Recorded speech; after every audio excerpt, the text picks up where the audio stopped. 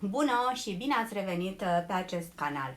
Eu sunt Adina și mă bucur să văd interesul vostru pentru produse naturale pe care ni le putem face în casă, destul de simplu și cu puține ingrediente.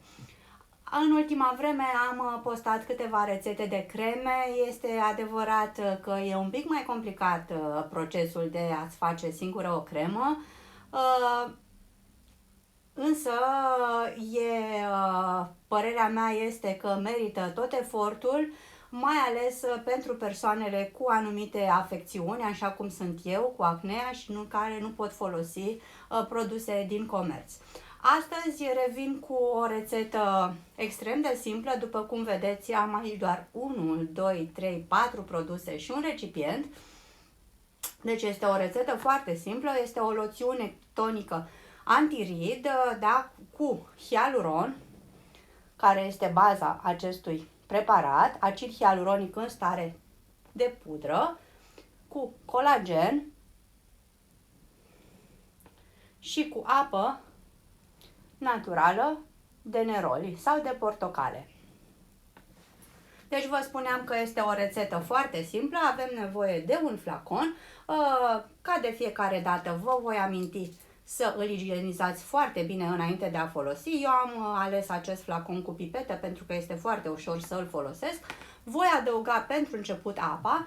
Acest tip de apă florală costă în jur de 10 lei, da, pentru această sticluță care are 100 de mililitri.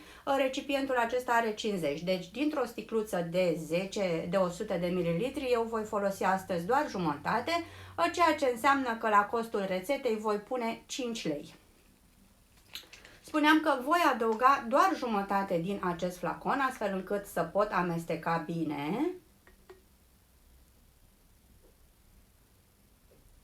Aproximativ, nu trebuie să fim foarte exact, trebuie să rămână suficient spațiu pentru a amesteca mixtura, da? Am adăugat o parte din apa florală, restul până la umplerea flaconului o voi adăuga la sfârșit după ce acidul hialuronic se va fi dizolvat.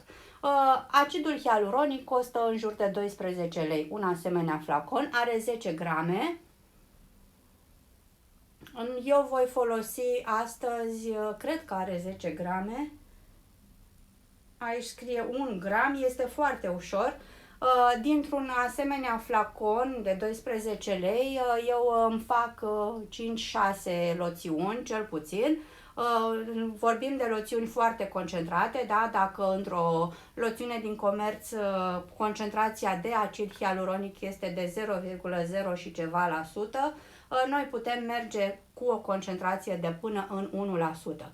Și din acesta voi adăuga cu un cuțit, da? Un vârf de cuțit, cam așa. Nu iau foarte mult pentru că îmi va fi dificil să îl adaug.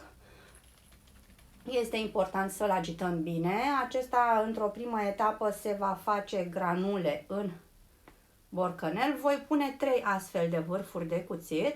Acidul hialuronic are rolul de a gelifica această loțiune, dar ea nu va fi foarte lichidă, va avea o textură de gel datorită acidului hialuronic.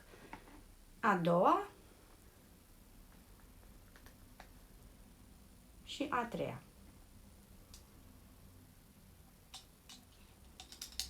Încercăm să nu pierdem nimic din acest acid hialuronic. Dacă vedeți, s-au format mici brobonele în interiorul recipientului. Este important să îl agităm extrem de bine până la dizolvarea completă a hialuronului. Următorul ingredient este VG Colagen și îl voi adăuga chiar cu această pipetă. Este nouă, este sterilă și atunci o pot introduce aici și voi pune 30 de picături.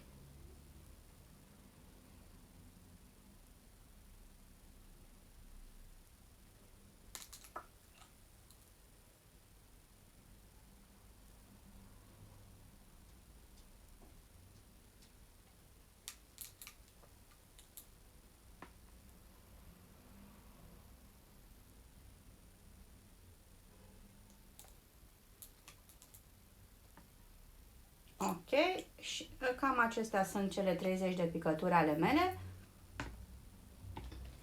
Închidem flaconul și agităm în continuare.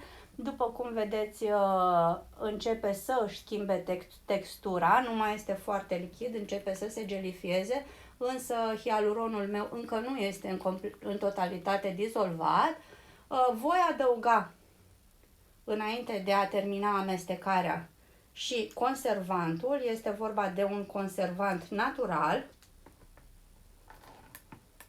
Eu folosesc acest tip Coast Guard, din care voi pune 10 picături.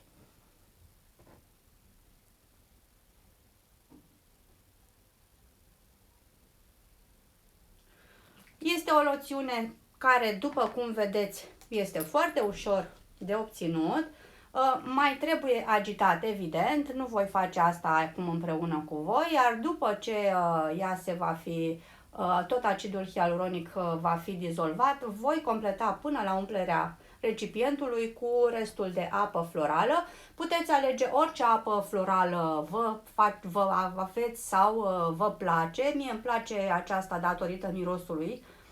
Dacă o folosiți pe acesta, nu mai e nevoie să folosiți un alt parfumant, însă puteți adăuga între 10 și 20 de picături de ulei esențial conform preferințelor voastre personale.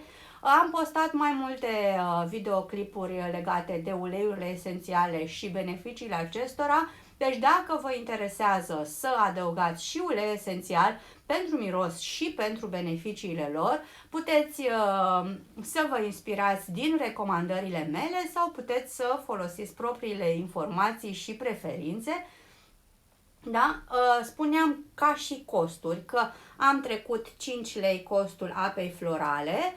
Din acidul hialuronic, da, împart costul de 12 lei la 6 și voi avea un cost de 2 lei. O sticluță de colagen costă, eu am dat pe aceasta 8 lei 50 și am folosit din 10 ml, am folosit cam 2. Deci 8 împărțit la 5, punem 1 leu 50 și din Coast Guard cam 1 leu. Este o sticluță pe care o folosesc aproape jumătate de an, dacă e să-mi fac doar pentru mine. Oricum, toate au un termen de valabilitate destul de lung. Acesta expiră în 2022. Colagenul expiră între a 4-a 2021. Hialuronul tot în 2022. Iar apa florală expiră în noiembrie 2020. Deci, practic, cu această investiție de 50 de lei, ca să spun așa, eu îmi pot face în jur de 10 asemenea loțiuni. Costul uneia, da, 50 de ml de această loțiune cu o concentrație foarte ridicată de hialuron și colagen este undeva la până în 10 lei, da? Atât mă costă pe mine o loțiune super concentrată cu hialuron pur, cu colagen pur, toate sunt naturale, de origine vegetală, toate sunt proaspete, știți foarte bine ce aveți în sticluța cu loțiunea pe care vă aplicați pe față. Eu observ întotdeauna diferența în ceea ce privește ridurile fine și a venit și asistenta mea Kitty, o puteți vedea acolo pe fundal.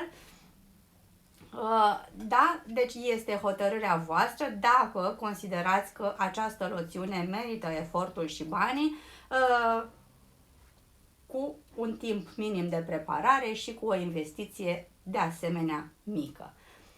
Vă recomand cu drag.